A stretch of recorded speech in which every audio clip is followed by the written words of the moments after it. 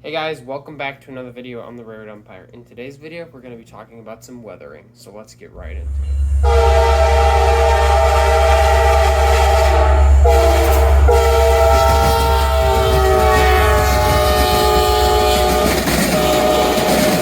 Alright, so when it comes to weathering in my opinion is something that is done by most modelers and tends to look pretty good if you do it right. I think it makes everything look very realistic, and I really like the way that my weathering things have turned out. So we're going to go ahead and take a look at some different types of weathering and what the results will look like. So when I look at weathering, I find there's a few different ways. First of all, there's the different types of weathering, paint or powder, but then there's also different levels of like how much weathering you want or how little weathering you want. Personally, I think it's best to have a mix of both. So to start off, we're going to take a look at some very light weathering. So if we roll these hopper cars here on scene, you can see from this view, it doesn't necessarily look like there's much weathering, but the one thing you can notice right off the bat is that the sides of the trucks and wheels are painted brown and not the standard black.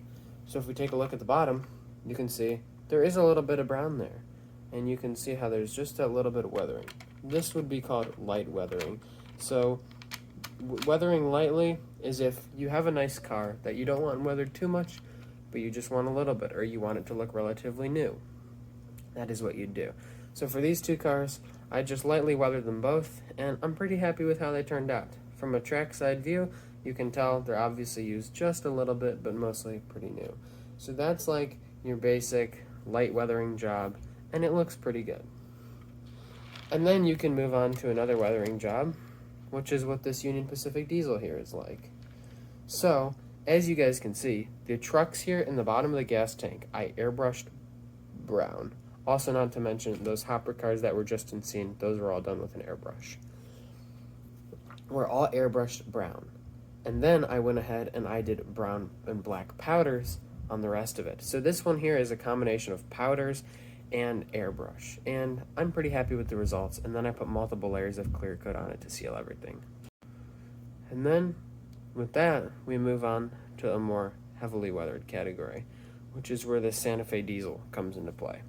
This one I actually just finished weathering the other day, and I'm really happy with how that came out.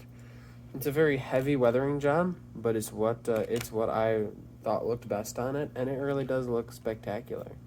The only thing I'm not finished with is I want to do a little more grime and soot on the roof there, but overall, it looks really nice. So this is definitely a more heavy weathering job, but it also does look really good.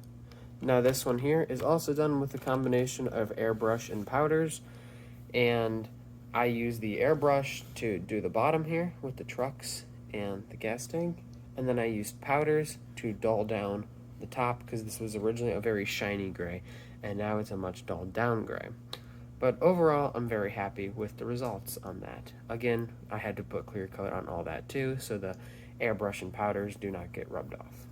Alright, so then we're going to go ahead and pull some more train cars into frame here. And as we pull these into frame, you can see these are definitely in the more heavily weathered category. This one here was only done with powders. I'm yet to paint the trucks. As you can see, they're still the standard black, but they do look pretty good even with that not painted yet. This is done with pretty much just powder.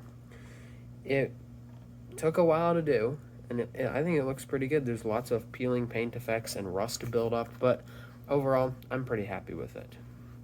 This one is horn hook couplers, but in the future it will be upgraded to the standard knuckle couplers. And if we take a look at this boxcar, we can see it is also very heavily weathered. Also, this one was a combination of airbrush and powders, using black to dull down the whole thing, because before this was a shiny silver and a shiny orange. I went over with the airbrush, dulled it down, and then I applied powders with a paintbrush to get a streaking effect down the sides, and I'm really happy with how that turned out. There's a quick glance at the roof, and it all looks pretty good. But yeah, that's pretty much the results of weathering, and just kind of a couple different techniques that I use, and just some different ways of going out about it. But I thought I'd just make a little short video showing kind of my thinking process and how I went about doing it. In the future, I hope to make more videos on actually weathering stuff, but at the moment, those are not coming anytime soon. But I hope you guys enjoyed, you like and subscribe, and I'll see you next time on The Road Umpire.